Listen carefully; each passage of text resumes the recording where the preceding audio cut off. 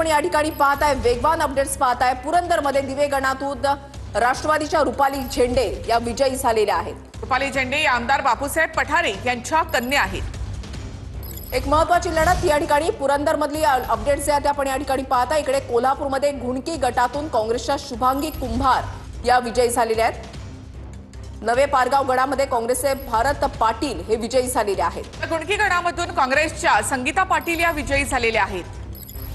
तर कोल्हापूरमध्ये इथे काँग्रेसला मुसंडी मारल्याचं पाहायला मिळतं। महापालिका निवडणुकांमधलं उट्टो या ठिकाणी काढलं जातं काँग्रेसकडनं। नवे पारगाव गडामध्ये काँग्रेसचे उमेदवार विजयी झाले तर घुणकी गडामधून काँग्रेसच्या संगीता पाटील इथे विजयी झाले आहेत। करमाळा जिल्हा परिषद पांडे गटातून भाजपच्या रश्मी बागल या सध्या आघाडीवर असल्याचं या ठिकाणी पाहायला मिळतंय। करमाळा जिल्हा परिषद पांडे गटामधले अपडेट्स आपण पाहताय। भाजपच्या रश्मी बागल या आघाडीवर आहेत। सोलापूरच्या करमाळा जिल्हा परिषदेमध्ये पांडे गटात दुसऱ्या फेरीमध्ये